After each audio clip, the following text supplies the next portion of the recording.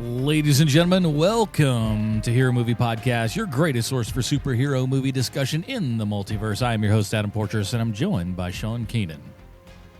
Heidi wants to know who that Daredevil is. And he's always known for being up in your chili, Bruce Leslie. I'm a prickly pear, but the ladies call me Foggy. Oh, yeah, they do. And they call us lucky to have another season of Daredevil under our belts here. But we're only going to be reviewing the first 6 episodes of this one. We've all had rather busy weekends and everything. And frankly, from what I hear, this second half is even better than the first half. But let's go ahead and get on into it. Here is the trailer for Season 3 of Daredevil. I used to listen to people asking for help. That's what I was trying to do, was help people. But I was fooling myself. Darkness only responds to darkness.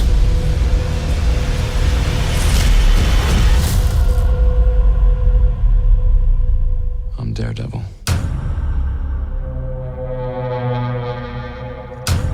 I have made many mistakes. But I accept the debt I'm paying because of them. Prison has changed me. What is it you're saying? I want to make a deal.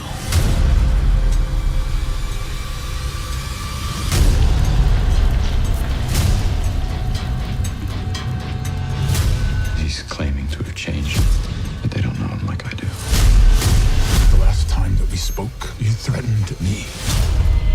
That is something that I cannot forgive. I'll stop him for good this time. There's only one way to stop me, but you're not going to do it. You sure about that?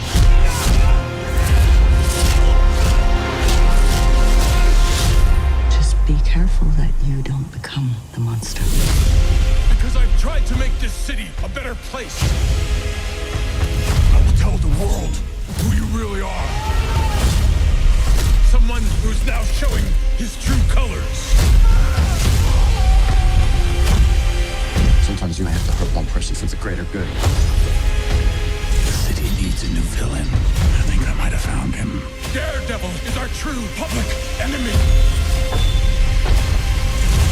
According to eyewitnesses, the brutal attack has been carried out by none other than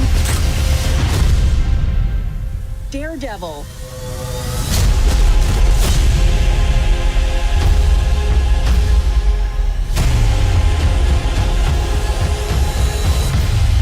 Who are you? I'm Daredevil. All right, that was the trailer for Daredevil Season 3, streaming now on Netflix. Let's do this. We've done how many things of how many times for Daredevil? I don't know how the man's going to do it, but we're gonna toss it to our old friend Bruce Leslie here. Oh, that's the wrong one. Dang it. I don't have my glasses on, so I was like, I had a 50-50 shot between that one and this one. I bet and I lost. What do you got, Bruce? Bullseye is a character with a weird talent that he turned into a criminal empire. What is that talent, you may ask? Well, he can make impossible trick shots when he throws stuff. It's a lot of fun, actually. And if he were a millennial, he'd be making buku bucks with his YouTube channel and never have turned to crime. That's probably true. But his real name might be Lester or Leonard or Poindexter. I don't really know the deal with Bullseye's real name, and I don't think he does either. But man, if he isn't good at throwing stuff accurately, you know? Well, Bullseye was ranked 20th in IGN's list of the top 100 comic book villains of all time. And he's one of those villains who is so beloved that he has recently been morphed into an anti-hero, just like Deadshot. And yup, that is the only thing those two have in common. Now, Bullseye's real name and origins are unknown. He has used the name Benjamin Poindexter on several occasions, but there are also instances where his name is given as Lester and Leonard. I think it was the miniseries Bullseye Greatest Hits from 2004 that talked about the character's backstory, and it revealed that some or all of it had been fabricated, probably by Bullseye himself. But in this series, Bullseye's name was Leonard, and I'm a fan of the Joker approach, and I think it works well for Bullseye. He grew up in the Bronx. I think we know that that's probably true. He lived with his brother, who may or may not have existed, and his abusive father, who did exist. His brother's main form of recreation was playing with rifles, which led Bullseye to become an expert shot. When he was 10 years old, his brother started a fire in their home in an unsuccessful attempt to kill their father.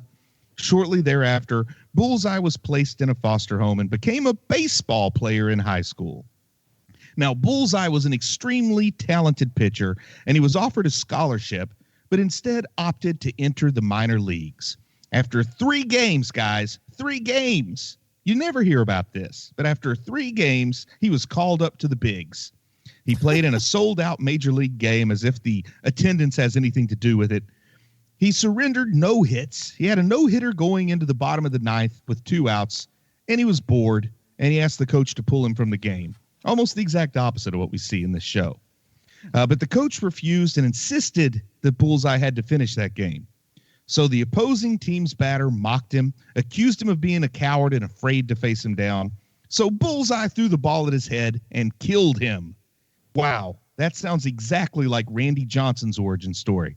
How about that? A late 90s baseball reference from Bruce. Anyway, the coach did tell Bullseye to knock him dead, kid. Now, a previous origin story from Elektra number 2 depicts Bullseye growing up as a below-average student in a trailer park with an alcoholic, physically abusive father. In this version of events, Bullseye fakes his father's suicide using a handgun set off by a toy arrow. See my previous comments about the Joker and a multiple-choice history, and you'll see why I like this. Something that's a little more known is that Bullseye got recruited to be an assassin for the NSA. And I've got to ask where that booth was at high school career day. Could you imagine how long the line in the gym would be if there was a government assassin booth? Take that, Coast Guard. Now, you may be shocked to hear this, but Bullseye went rogue on the government and started doing his own thing. He led the Contras in seizing a landing strip that the Colombian cocaine smugglers were using as a staging area before moving their product to the United States. And as you may imagine, this turned out to be profitable for Bullseye. Too bad for Bullseye, though. Frank Castle showed up and ruined his party. But that's an entirely different show. After this, Bullseye became one of the most dangerous hitmen in the world. Bullseye allowed himself to be captured at one point, all as part of a ploy to be put in the same prison as his abusive father. And he finally got revenge on his dad, leaving him to burn as the prison security systems torched everything inside the prison. Make that movie, Hallmark Channel. Now, when Bullseye crosses paths with Daredevil, he experiences multiple humiliating defeats at the hand of the blind man, and it drives him to a mental breakdown. And to be honest, it was probably a short trip. And he also developed a brain tumor, so that really didn't help his sanity either. But lucky for Bullseye, the tumor got removed. He escaped from prison. He attacked Elektra and impaled her on her own weapon, a sai. And this remains one of, if not the most memorable / iconic moment in Frank Miller's career. In an act of vengeance, Daredevil drops Bullseye from a telephone wire. Yes, you heard that right. I said telephone wire. And breaks the assassin's neck, leaving him paralyzed. This is classic solid gold Bullseye. It's as if the character was created to kill Elektra, and that Elektra existed solely to be killed by Bullseye. And for that whole moment to be what brings out the true darkness in Daredevil and makes him the man in the center of the Shadowline storyline years later. All this makes me wonder, why would a show that has Daredevil and had Elektra wait until Elektra's gone to bring us Bullseye, a character whose biggest significance was the death of Elektra? I'll leave you guys to ponder that. And ponder we shall. I'm going to be honest with you guys. So we're reviewing, by the way, just as for everyone, if you may be new to the show, we're going to be reviewing the first 6 episodes of Daredevil Season 3. There will be spoilers throughout this entire thing, so if you're looking for a spoiler-free thing, that ain't here. We appreciate it, though. And also, spoiler for all the other seasons, too. I don't want to, it sounds stupid to say, but somebody be like, I thought we were only spoiling Season 3. What gives? And you know what? We'll probably drop a line. You never know about Frank Castle, about Luke Cage. I mean, the whole Netflix world is kind of, Defenders at the very least. So, I mean, basically all that stuff is spoiled if you watch Season 3. So spoiling Season 3 implies all the other spoilage. Here's the thing. If you're not a sick puppy like we are, you may not be into this as much. Just listen, go get yourself a problem and then come on back. So season 3, man, this is interesting because not this past year, but the previous year, I had been to Dragon Con, and they had a Daredevil panel, and Daredevil himself, Charlie Cox, was there. And they had, I can't remember if they had almost finished shooting or they were halfway in between shooting or something, but this thing has been sitting around for some time. So to me, it was like one of two outcomes. Either A, they really wanted to hide it and think it was terrible, or B, they've had just enough time to really polish this thing up and make it as good as they possibly can be. And I'll tell you, gents, I'll tip my hat a little bit through these first 6 episodes. As much as I like the other Netflix shows, man, Daredevil is still the one for me, man. It's the flag bearer, man. It really Daredevil is to Netflix Marvel what Iron Man is to the cinematic Marvel. Man, that is exactly the point I was going to make tonight. This is really the thing that brought it home for me, is that so much time and care is spent on the Daredevil seasons that isn't spent on the other seasons. Yeah. I mean, even you think they've got access to the same crew of creators, but the writing, I mean, just the story is told with so much more care.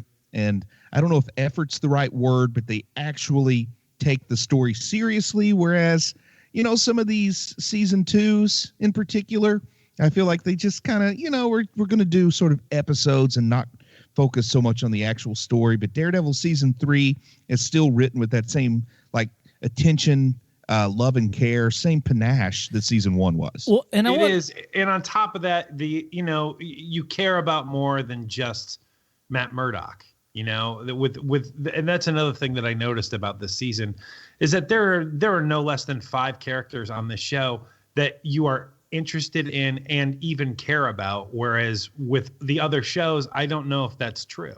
And the weird thing is they try to do that on the other shows. At least like Punisher, one of my biggest complaints was I just didn't care about these other characters as they really thought I would. And I don't understand why they can nail it. I mean, they can season 3, they're still introducing totally new characters. When I see them, I'm like, okay, here we go. And then by the end of the episode, I'm into it. That's a hard turn to make on me. And they've done that at least once, if not twice already this season in 6 episodes. Yep. Agreed. So we come into season 3 really off of, let's talk about it, the Defenders. Because the end of Defenders had both Elektra and Daredevil underneath, we'll call it Nakatomi Plaza, because I can't think of any other plaza's name. So they're underneath Nakatomi Plaza. It's blowing up, and we are to assume that they are dead. Of course, at the end of that season, was it like post-credits or something? I forget.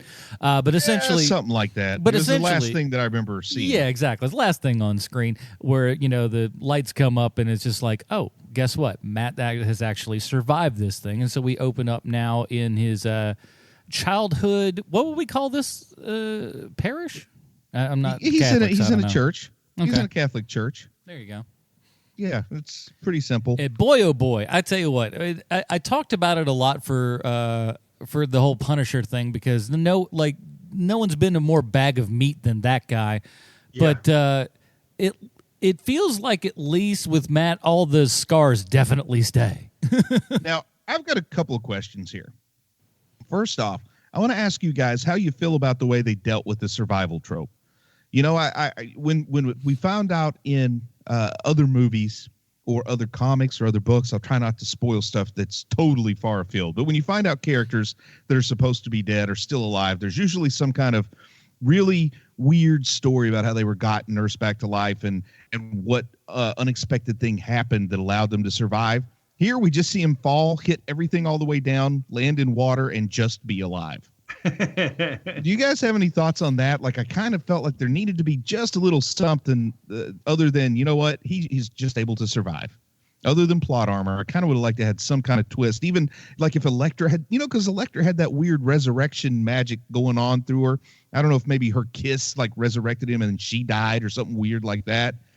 I don't know. I don't like the idea. And boy, they love having him wash out in water in this show. But anyway, he just kind of washes up on the Hudson River bank or out of a storm drain or something, and guy walks up to him and he just gives him the name of the priest he wants. Bound to not be smelling too good. I don't know why. I just feel it. I just go, that guy stinks.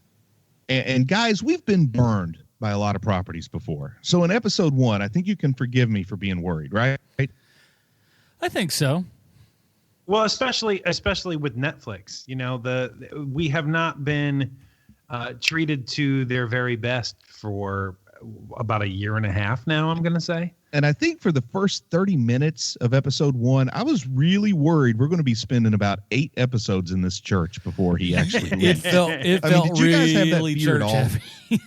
It could have been a mess. Well, the big fear that I had was knowing that Charlie Cox was going to be very difficult to get for any other seasons.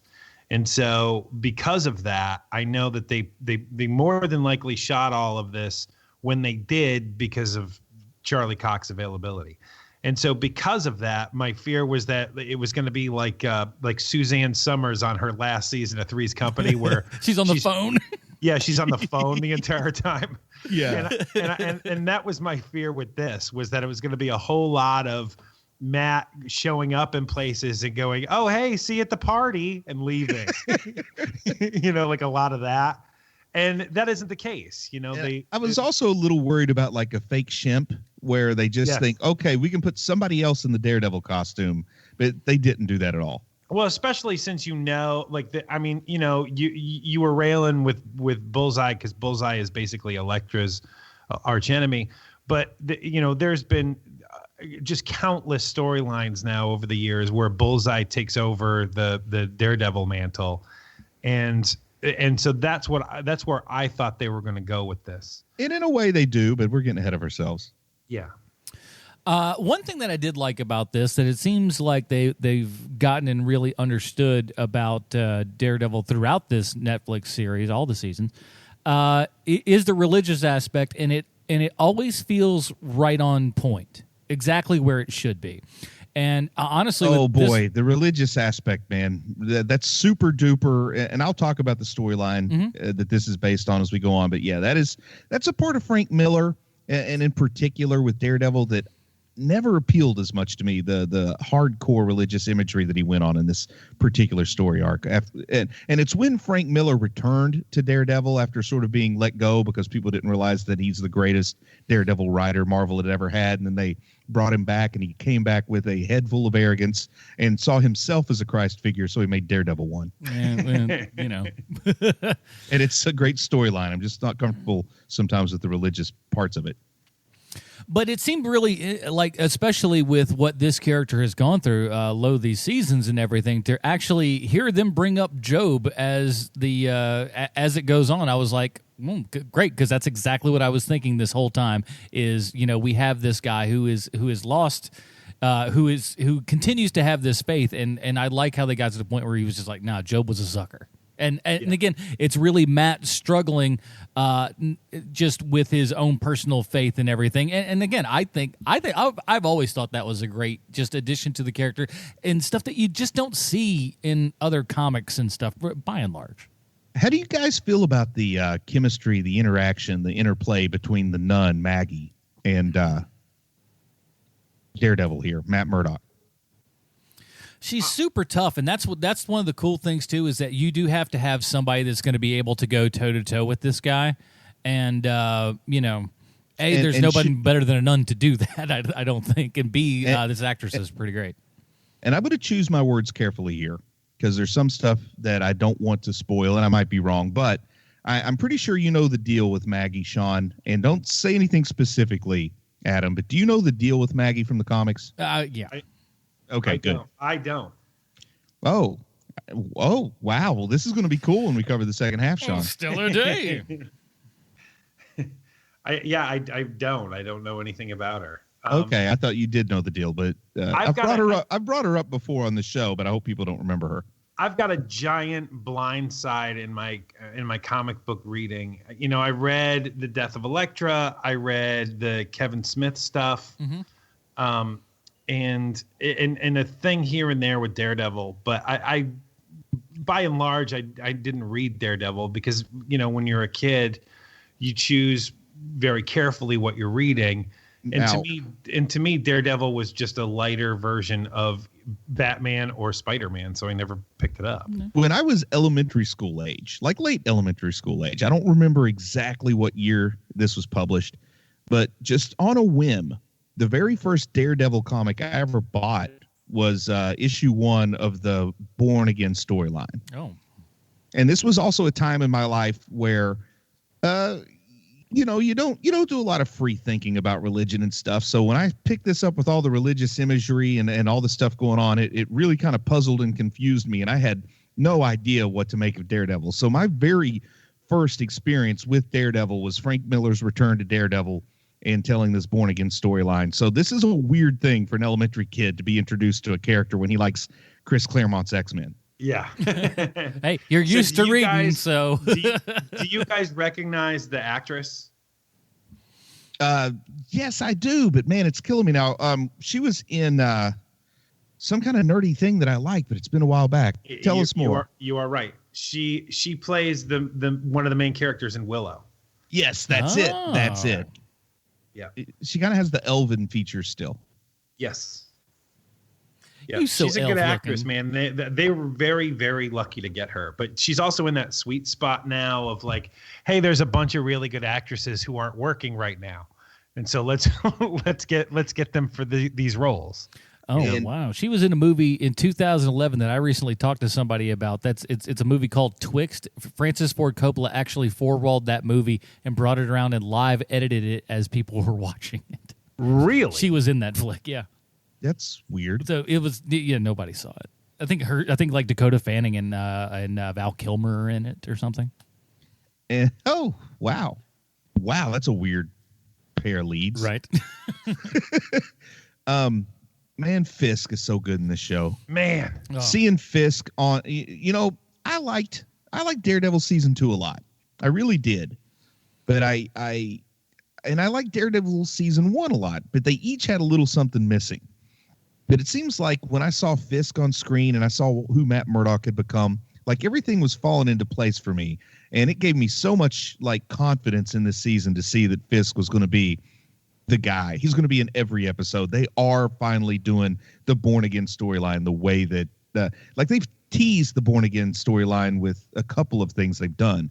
Yeah. Here, they're straight up letting me know they're going into that. And I can't wait to see how this goes. It was scary for a bit because D'Onofrio was like playing it real fast and loose, was just like for like after like around season 2 and leading up, it's just like, well, nobody's called me, so I don't know what's going on. Just saying. And like, so it almost seemed like they were just going to skip it. But man, oh man, it would have been the biggest mistake Netflix ever made in any of these series was, would be dropping him out. And I'm so glad to see him back.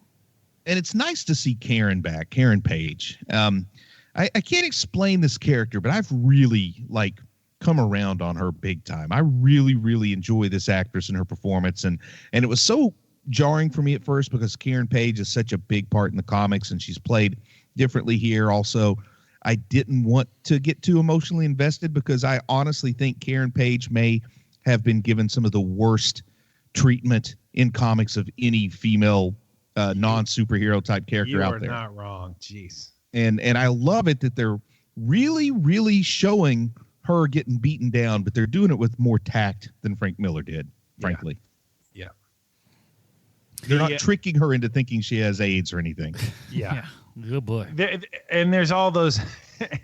It's so funny, man, because whenever you hear, like when you were telling the backstory to Bullseye, whenever I hear, and their parents, and there was an abusive parent, and blah blah blah blah blah, I immediately I say to myself, well, that was written in the late '80s, early '90s, like immediately. Yeah. You know what I mean?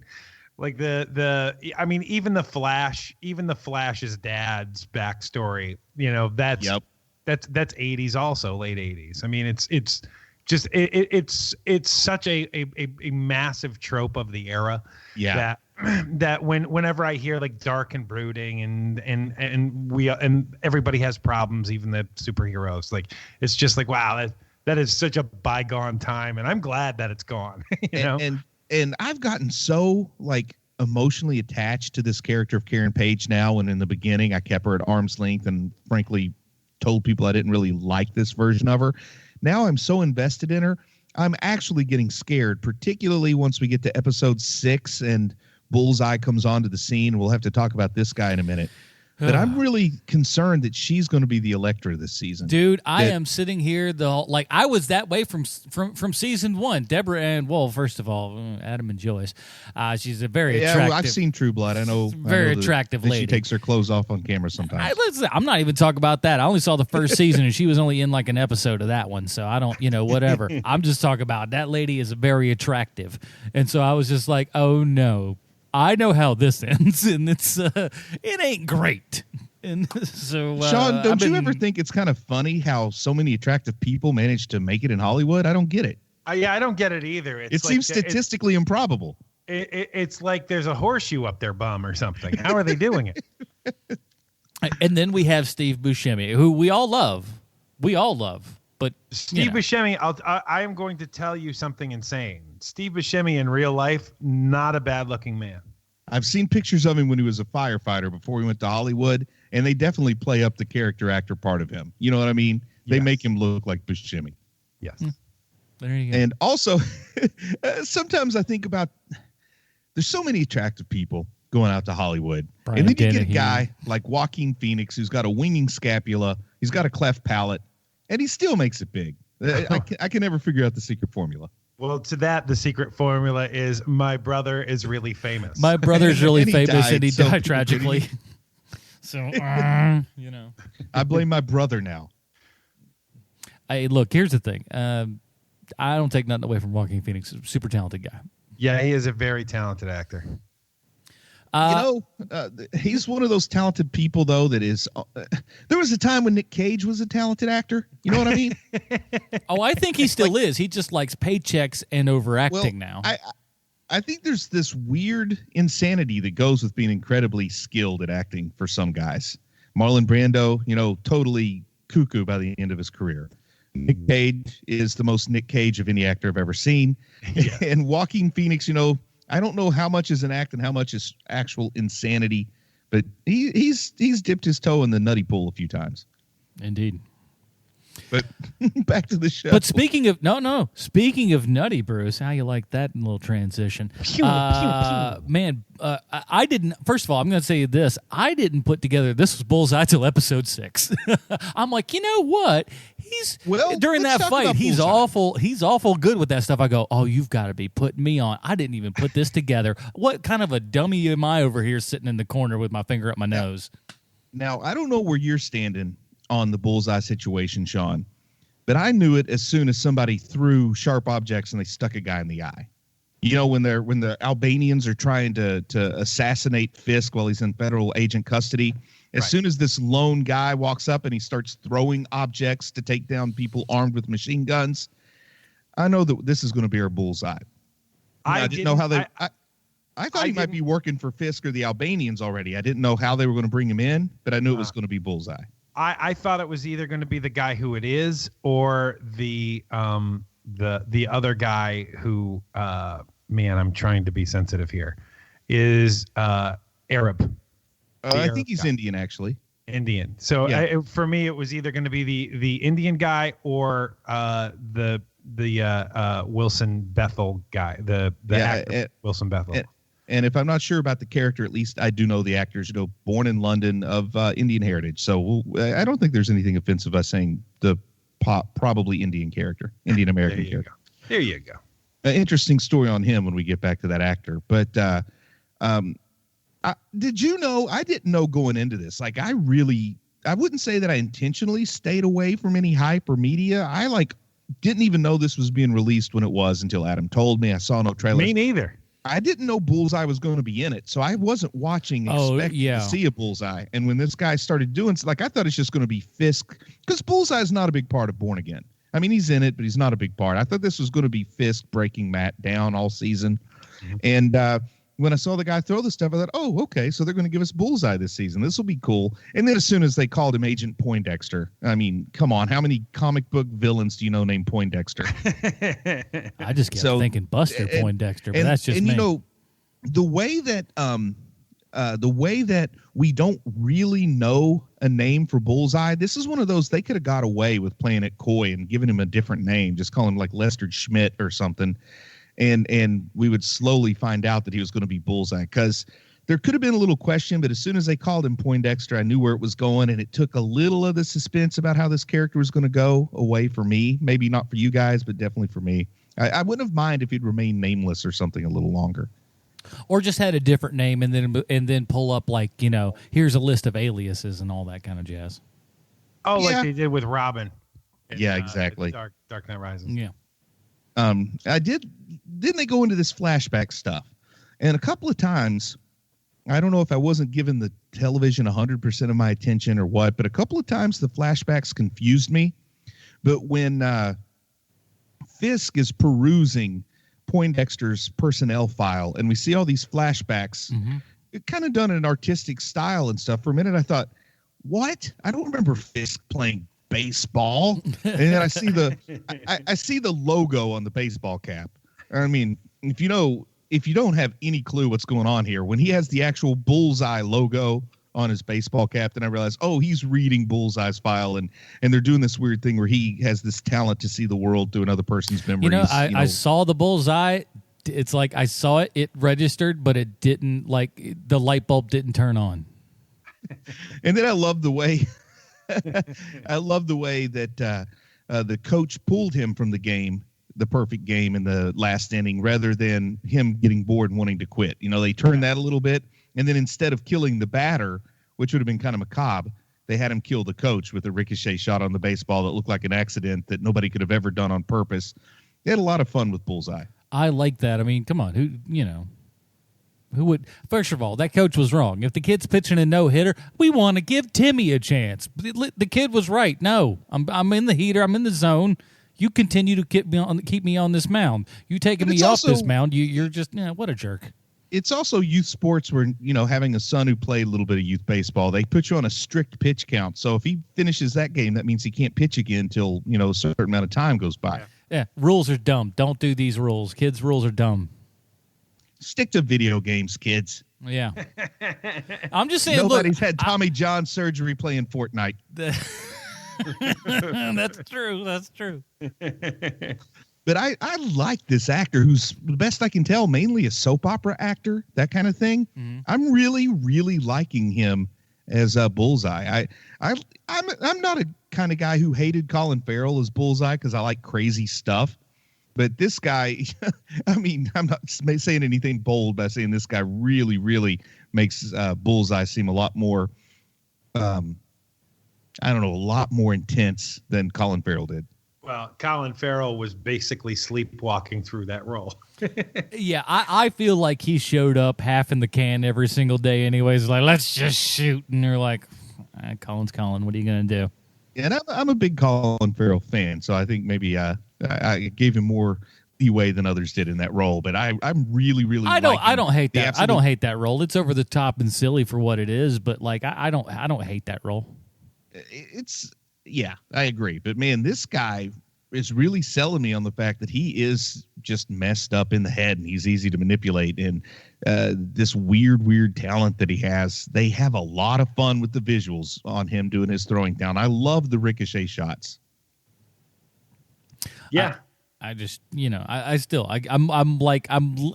going back through my head on all this stuff and just go, Adam, you moron. How did you not see any of the writing that was clearly on the wall in 10-foot letters? How stupid are you? And I'm like, well, because when you're not looking for it, you don't know to see it. That's true. I mean, I can forgive people for not having immediate name recognition that Poindexter is Bullseye. You know what I mean? Not everybody's going to be as steeped in Bullseye lore as me, so I can forgive you for not seeing that.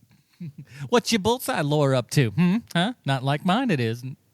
Yeah, it's it's not like Ed Nigma where the name totally gives it away. A little bit much. but something I didn't like, one of my complaints about season 1 of Daredevil, which overall I'm pretty sure I gave that a Dick Grayson rating, but one of the things that I didn't like was how long they made us wait to unveil Daredevil in the Daredevil costume. And it was awesome, but it only happened at the very final minutes of the very final episode. And in season 2, he's in it the whole time. And that made me like season 2 in a way a little bit better maybe than I should have, because that was low fruit. They gave me the costume and I was happy. So when season 3 gets going and all of a sudden he's out of the costume again and he's back in that Frank Miller Daredevil year 1 is what I call that costume, I'm a little bummed again. I'm like, come on, man. I had to wait forever to get that costume, and now they're making me sit through another season without it. But then when they pull the little trick with Bullseye pretending to be Daredevil, oh, it was so worth it. Like, all of a sudden, you get the payoff, and then you get to see Frank Miller year 1 Daredevil fighting somebody in a Daredevil costume. This is like something straight out of the comics. You know what I mean? This is just such a comic book thing to happen. Daredevil taking over the persona. You know, you get a villain to pretend to be the hero and do bad stuff to slander the hero's name. I loved it, man. I loved it, and all of a sudden I wasn't so miffed that they didn't give him his costume back. But you've got it absolutely right, is that them not, them taking away the costume and everything, it really felt regressive. It was just like, oh, so you're pulling out the greatest hits already in season 3, just going back to what we love. Oh, getting back to basics kind of thing. And it felt like it was a little bit like it made sense within the story, but it also made it feel like they wrote it specifically for it to make sense. And then, but yeah, once you get that payoff, the ride is absolutely worth it. And when Matt starts getting his mojo back, and they bring in that poor schlep from the street to box with the blind guy, I felt sorry for that guy. I felt so sorry for that guy. Me too, man. I loved how, like, to half get his senses back, it's just like he's just got blood stuck in his nasal cavities and stuff. And that's one thing that's, kind of holding him back from stuff, is just compacted, clotted blood in his. It was a pretty gross scene. It's awesome. Yeah. Yeah, it's pretty nasty. It's also very reminiscent of the 2003 Daredevil, where, like, he's constantly bleeding and taking pain pills teeth. And missing teeth. So did you say Charlie Cox has had something else come up so that he won't be available perhaps for Daredevil season 4? I'm just guessing at that, because okay. Charlie Cox also has stated in the past that, while he likes doing Daredevil, he doesn't want to be Daredevil, And from what I understand with the Batman franchise, maybe they could bring in Affleck to be Daredevil in season 4. Man, what a step down. I wouldn't be 1,000% I love Affleck, against man. it. Me too. I like him. I do too, man. But I mean, come on, just the nuance of Charlie Cox in this show. I just picture scene 1 of season 4.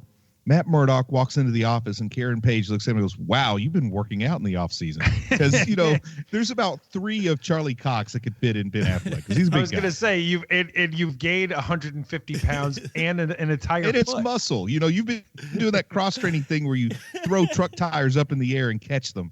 And somehow you've added an extra foot of height. Who knows how it works? It's the magic of the movies.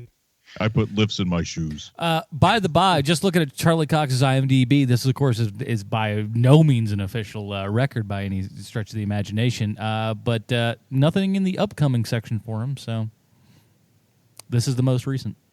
But that guy is a talented actor, so he can pretty much pick his project, I would imagine. Yeah, he's one of those guys that, like, honestly, he's been working since 2002, but just kind of under the radar, and he's only really now just hitting that strata to where, he can really start to do what he wants to do as opposed to what he has to do. Now, what do you guys think about this whole idea that people think that Matt Murdock's dead, but they kind of have this feeling he's still alive, and Matt's hiding out in the church and not reaching out to anybody, but he still, for some reason, ends up going back out to be the devil of Hell's Kitchen with the Albanian dry cleaners? I can't stand that. I that's the part that makes me nuts about this season so far, is that you can't have it both ways. You're either hiding or you're not hiding.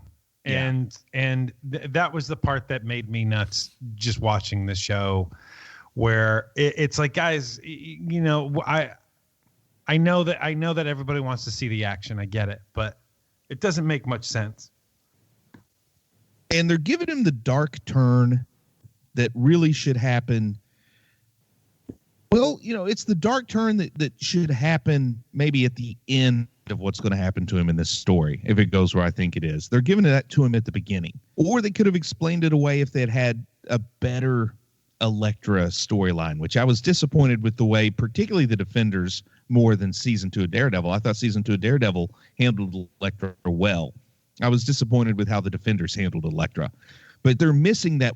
They're sort of asking us to just accept this dark turn without giving me that thing like seeing Elektra crawl on her hands and knees with her own weapon through her chest and he holds her in his arms. So they really kind of denied us the reason he would become so sadistic.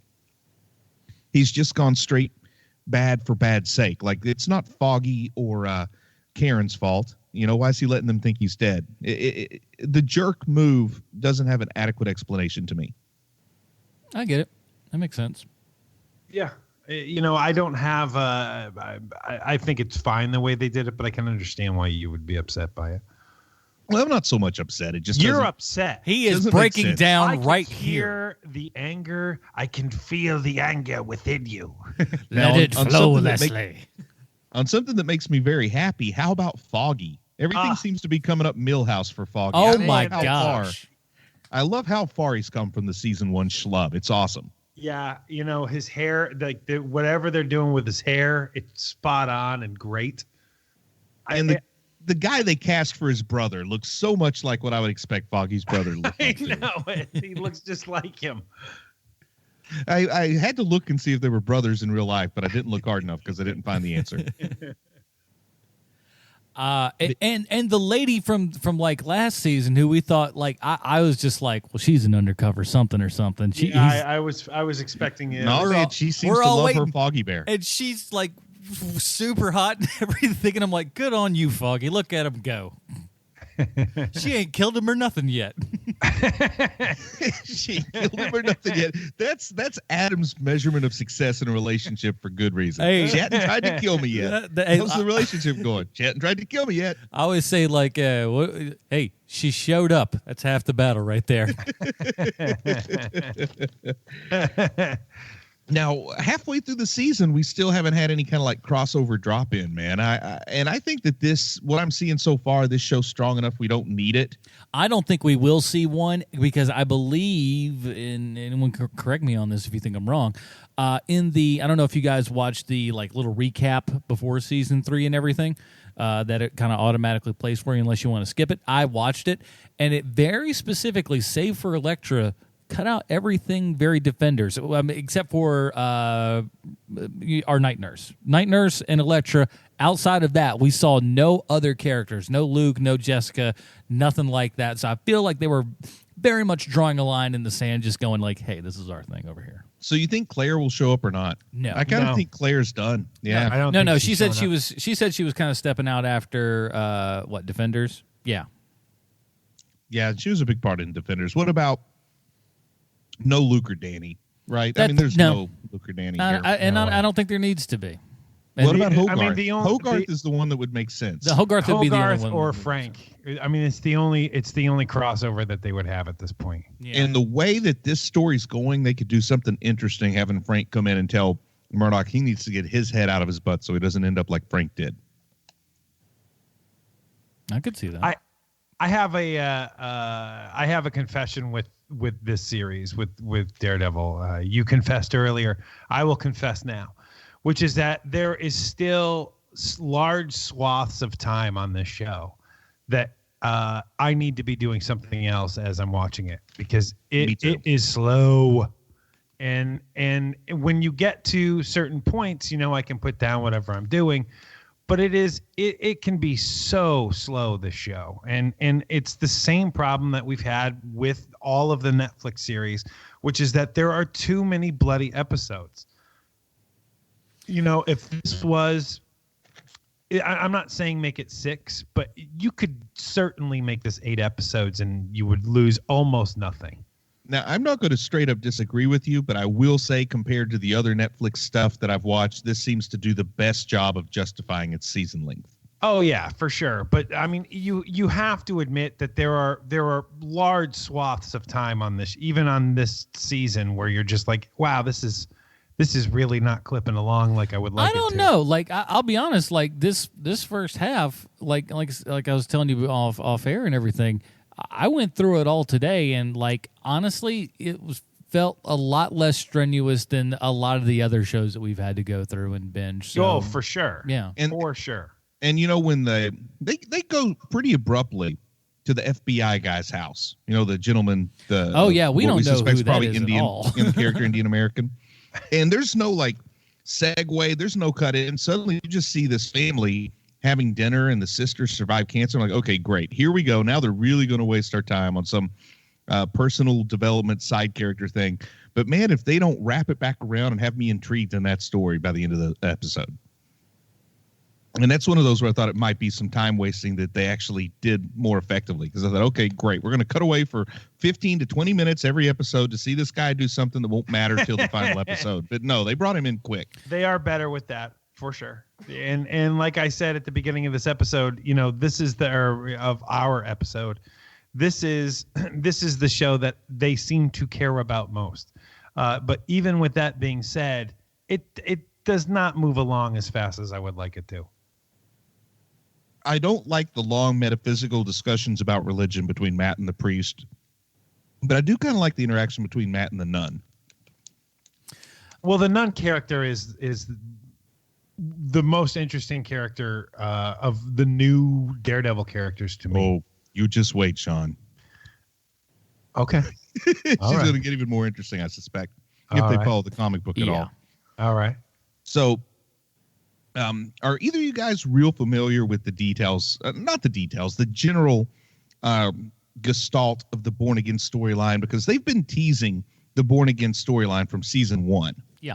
And now they're finally getting on into it. And I feel like they sort of, it feels to me like they sort of halfway tried to tell it and didn't want to buy into it wholehearted. And now they're saying, you know what? Let's just do it. Let's just go for broke. We've got the goodwill. Let's do it.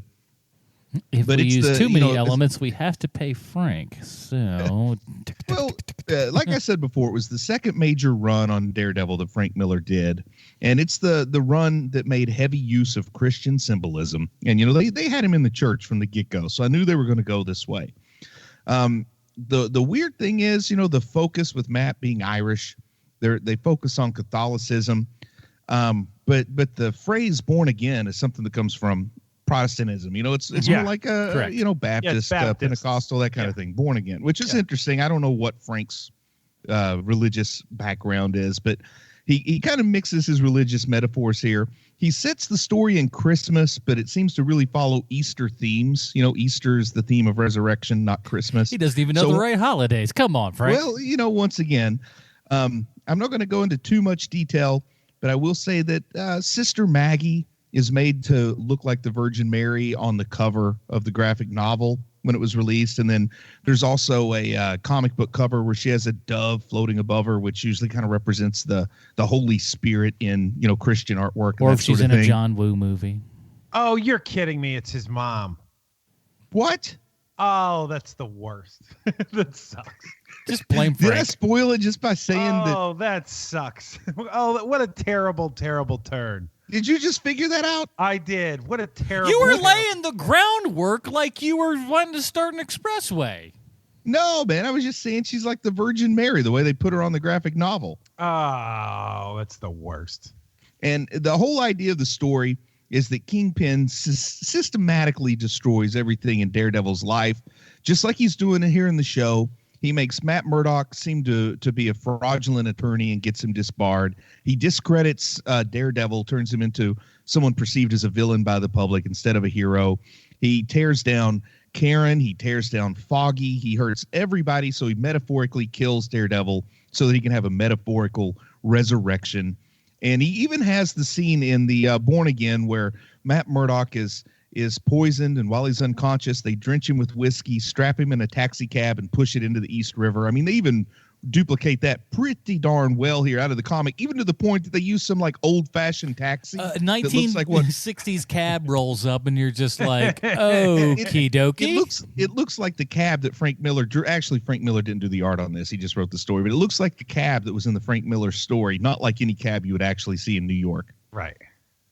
And it was this storyline. Like I said, they've been teasing it all throughout Netflix. Like, this is the storyline where Nuke was introduced in earnest. But we got to see Nuke in season 1 of Jessica Jones, So it's been bugging me watching all these Netflix shows and seeing them just dip this born-again stuff all through it and wondering when are they just going to get down to it. So I'm kind of happy to see they're really getting down to it. I love, I love Wilson Fisk in this show, Kingpin in this show. And I'm pretty sure it was I actually watched 7 episodes, so I don't remember if it was in 6 or 7.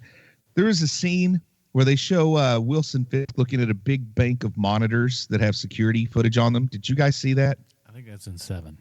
Okay. Yeah, well, it feels like 7. That is a reproduction of a splash page from the comics, and it just tickled my spirit a little bit to see that. Tickled your spirit. Yeah, trying to think of something to say. It didn't spoil who Sister Maggie was. I will say this. Let's talk about this for a second. Man, good action this season. I'm liking it. Yeah. The fights are really good. They have a different stunt coordinator.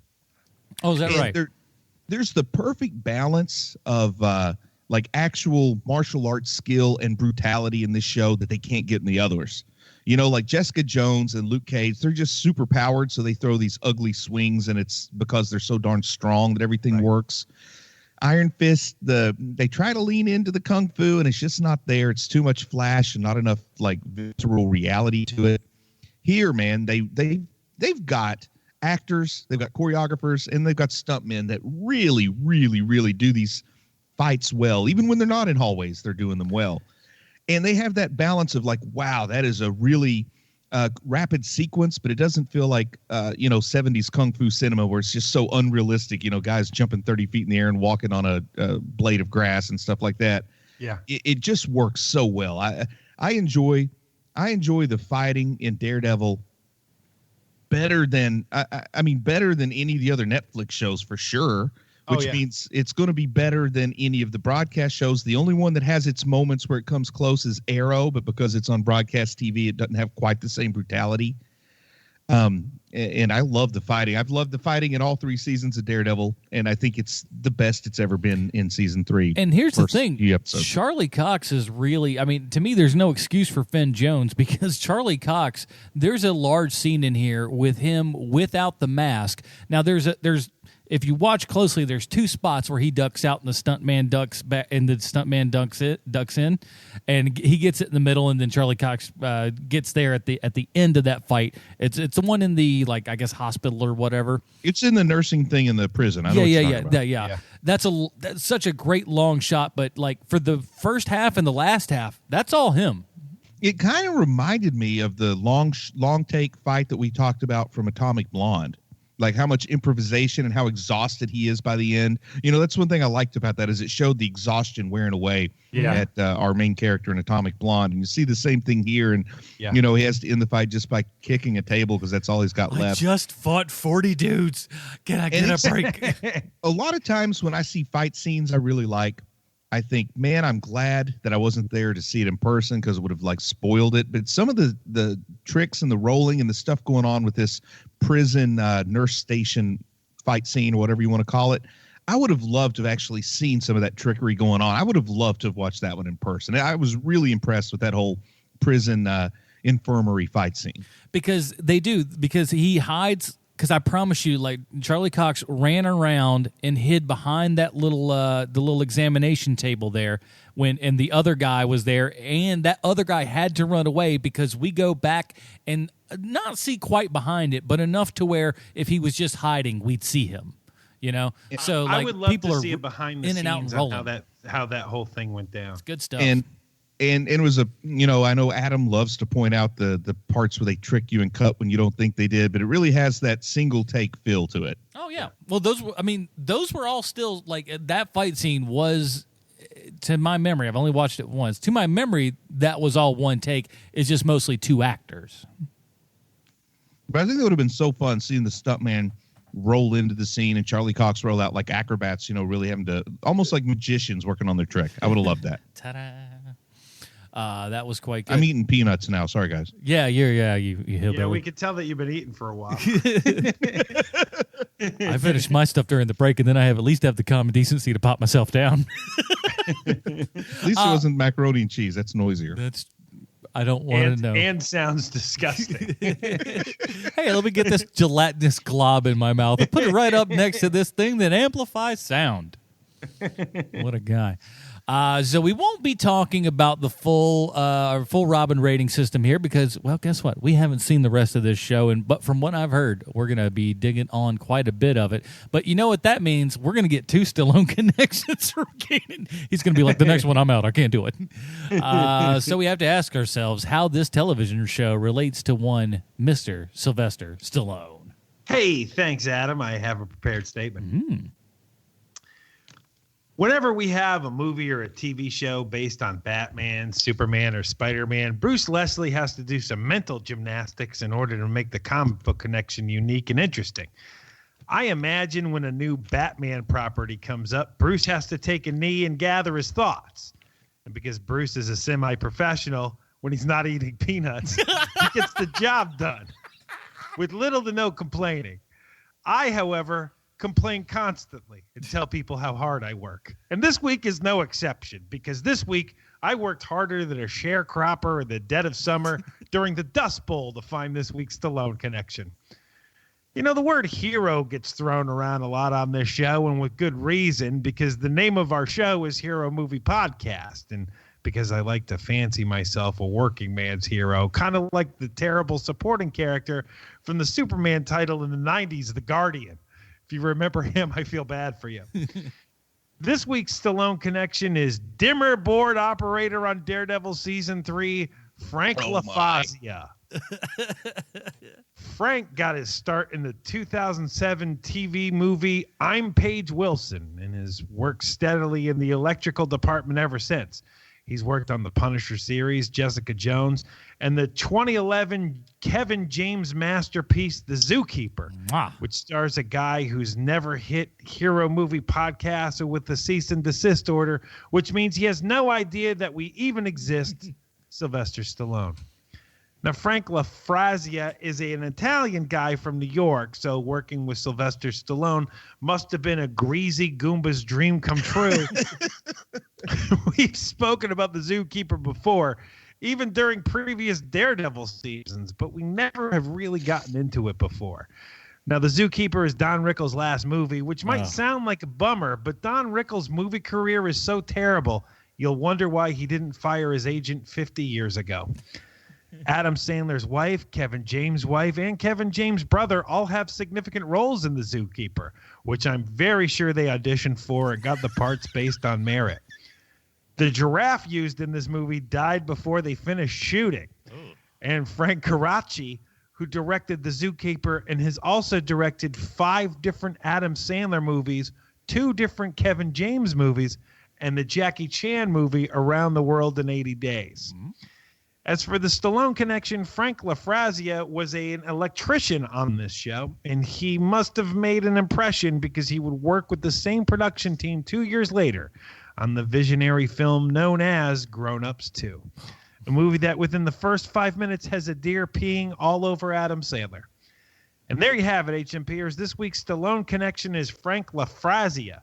Now, Father Lantum and Sister Maggie, let's review the first half of Daredevil Season 3, but not with the Robin rating system. Of course. And remember all the good times we had watching Marvel shows on Netflix, because these days are ending.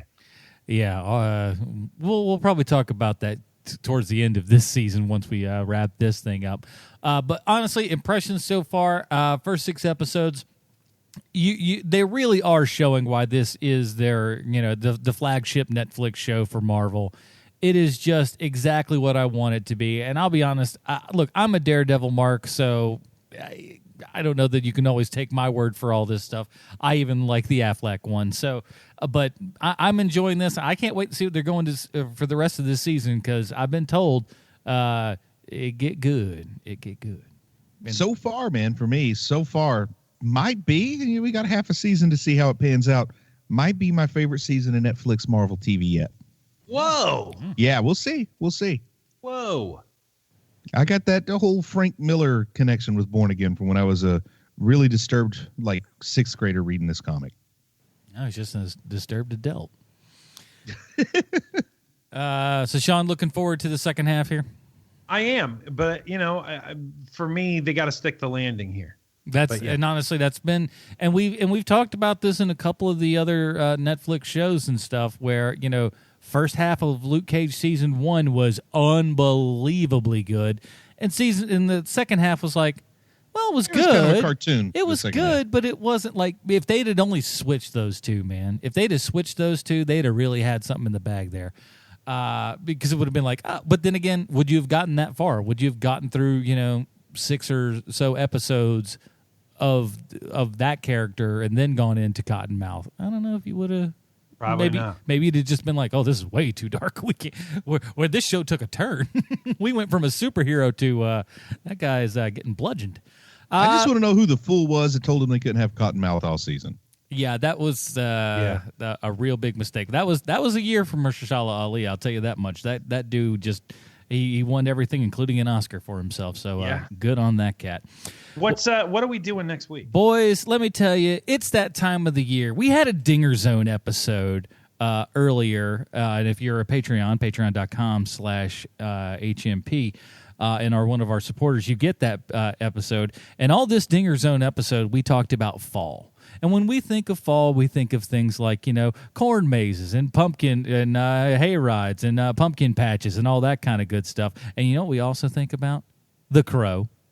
Oh, that's we right. Finally get Eddie Furlong. It is a Halloween tradition around here, and at first it started off as what I thought was an awful cruel joke, which was just like, "Hey, wouldn't it be funny if every Halloween we reviewed another one of these god awful Crow movies?" And I was just like, "That sounds like the worst idea ever." And upon reflection, I realized I was in the wrong, and we have been reviewing a Crow movie all Halloween every year now, and this year will be no different. Next week's movie will be The Crow. Wicked Prayer. And you're right, this is the Eddie Furlong one. It'll be the first time I get to officially do a casual James O'Barr name drop when I'm talking. Oh my gosh, we're gonna be picking up names so heavy we don't even just get your back into Eddie Furlong name drop. So we are so deep in it. Oh my! Man. So you'll have to wait for a pickup truck with Eddie Furlong. That'd be a great double name drop. But for all of your Eddie Furlong and James O'Barr stories, you'll have to wait till next week. In the meantime, Bruce, where can we find more of your work on the internet? Hey, Heroes and Villains is back, man. Heroes and Villains. We have a great episode just released yesterday, all about the Red Skull. So if folks want to hear an hour on the Red Skull, you can do that. Brought to you courtesy of my good friend Dan Ritchie from When Nerds Collide podcast. Yes, I have reached the point in my podcasting career where I'm outsourcing episodes of my podcast, but it's better than 2 months of silence, which is what people had from Heroes and Villains. That's kind of a genius move. Hey, go do my show for me. I like it. Sean? You can find me at Hero Movie Sean on Twitter or at dogeatpod.com. I have a podcast called The Film Find that I do every week, and what I've actually been doing for the Patreon people over there has been doing a Film Find 5 every single day for the past 21 days. So that's about 4.5 hours worth of material altogether. For a guy that doesn't work. And check that out. And, of course, all the other new releases and stuff. Of course, we're going to be talking about the new Halloween that just came out. So check that out at thefilmfind.com. That is it, everybody. Join us next week for, The Crow Wicked Prayer. Until then, for Sean, Keenan, Bruce Leslie, I'm Adam Portrais. Stay super, everybody. Bye, Marty and Eva. Me mind on fire. Me soul on fire. Feeling hot, hot, hot.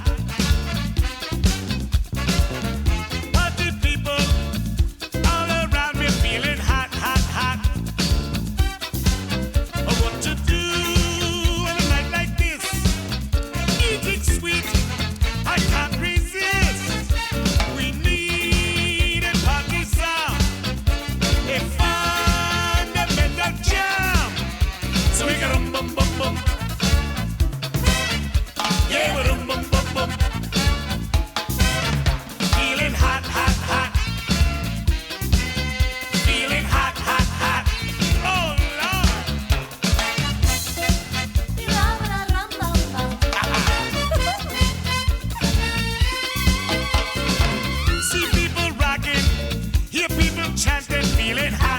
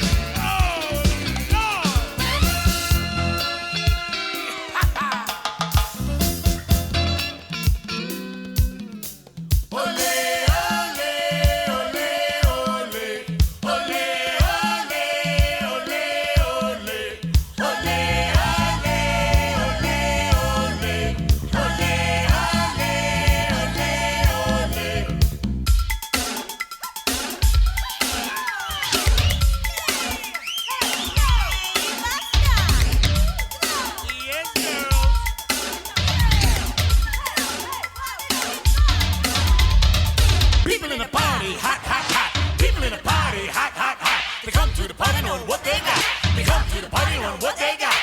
I'm hot, you're hot, he's hot, she's hot.